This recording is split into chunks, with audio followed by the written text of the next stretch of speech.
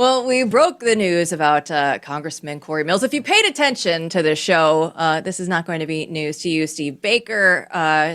Matthew Peterson was kind enough to let me bring Steve Baker into the story once we got to the FBI parts. We were like, you know what? Steve Baker is the man to break all this down. And it was exactly the right call because, Steve, you have taken our story to levels that we never really thought were going to happen with the potential alleged, right? All the things that we need to say for legal rogue FBI agent here in this story. So go ahead and give everybody up to speed a little bit. And then you have some even new information since we last saw each other. I mean, 3 weeks ago-ish, we broke a story about a alleged rogue FBI agent who was not only allegedly investigating our sources, or well, okay, let me back up a little bit. According to our sources, this agent was investigating Corey Mills' alleged stolen valor issues. That's the way she, Shay D. Tally Bradley, we'll just call her Agent Shay D, had been. I still can't believe that's her name. That's actually her real name. And so Special Agent Shay D was positioning herself as investigating Corey Mills' alleged stolen valor issues, right? But it is a federal crime, actually, stolen valor. And so that seemed legitimate. And to our sources who had been working on this for some cases years, months and years, they'd been working on these in the background. These are citizen open source investigators, doing this thing because they care about it. They've got a background in the military. They care about stolen valor. They've been looking into this for a lot longer than we have. And what we discovered is that there was an agent investigating Corey Mills and obviously reaching out to these sources. That sounds all good. And to our sources, they thought this was fantastic. Finally, all this work we've been doing for so long is finally coming to fruition. It's the opposite of Reagan's, 9, scariest words in English language. I'm here, I'm with the government, I'm here to help. Right. Instead, I'm with the government, I'm here to help. And they're like going, thank God. Someone's finally heard us. Finally. They've heard our cries. And so they just started giving them everything. This agent, when I say them, this agent, Shay D. And so then it switched, and she said, well, we're not really so much interested in stolen valor anymore. In fact, we're dropping that because there's no there. There's not enough information, proof there. There's enough plausible deniability. But what do you know about his business dealings? And it shifted, and all of a sudden our sources start going, wait a minute, what is this about? And that's when you guys brought me in, somewhere in the middle of all of this. And so we started looking at the agent. Yeah, and hold on, just before you go on, I mean, this is also true, like, up to this time, at some point, these sources told you, they told Jill, oh, there's an FBI agent involved here. And they told me, oh, you actually have a ton of information about this guy that even we didn't know. I would love if we could just, pass your contact info along to this FBI agent. Right. And I said, absolutely. That was March 31st. It was in text messages. I've turned them all over to Steve for his investigation now, and here we are. So we start becoming suspicious that maybe Special Agent Shay D, former colonel in the Army, by the way,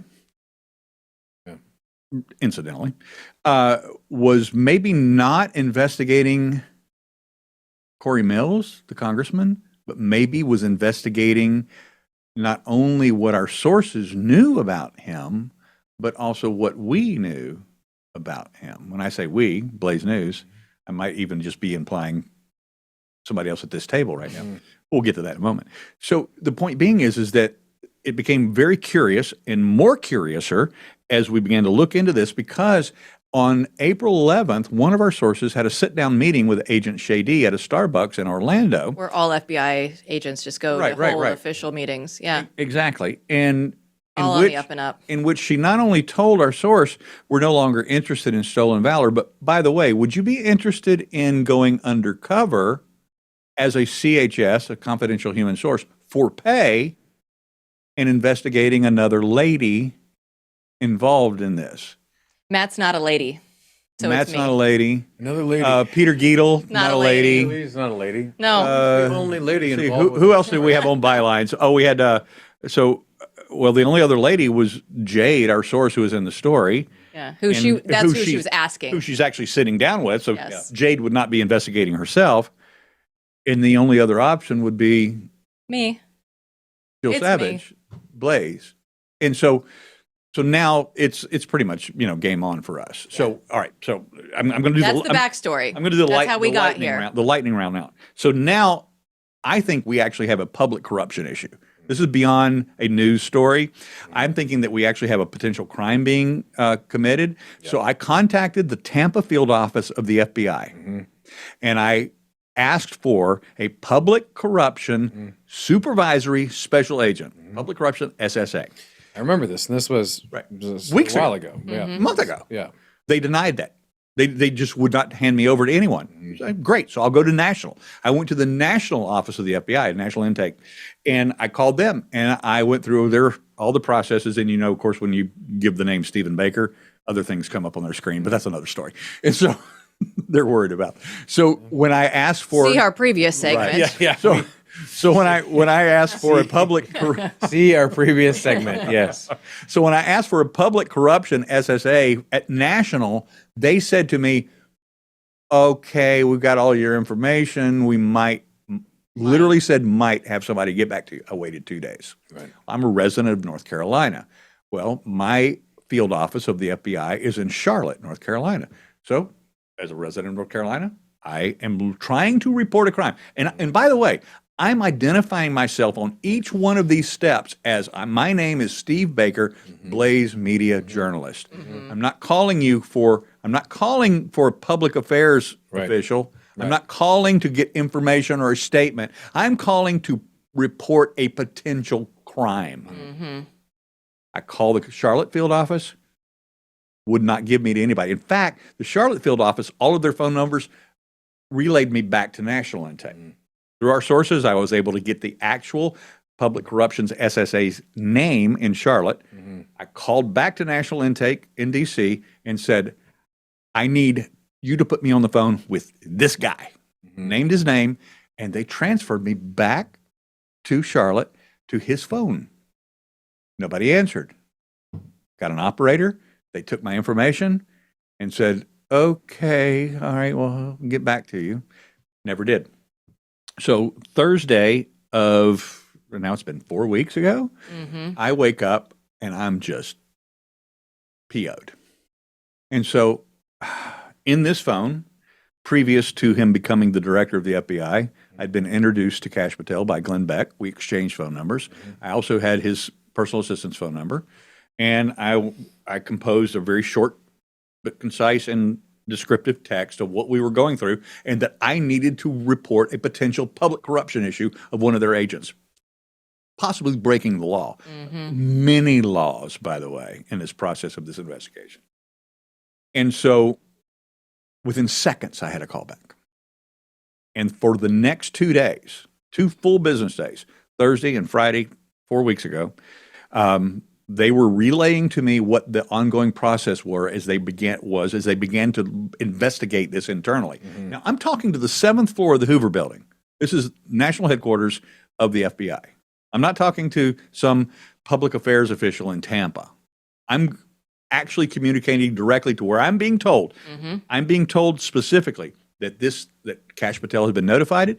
I've been told that this has been placed on Dan Bongino's desk. I have been told now on Friday of that week, I've been told that this has been elevated to, this is their quote, elevated to general counsel.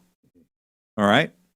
Now, during this entire time, they are literal keystrokes away from being able to look up and see if there's a open case file number on either Agent Shady investigating the congressman or investigating our sources or investigating you or Blaze Media.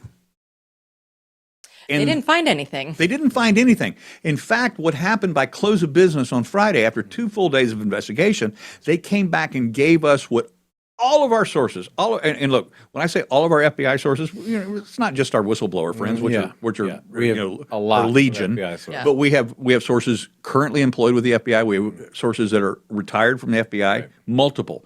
They all came back to me after I read this statement from them, and they were like, "Wow, just wow."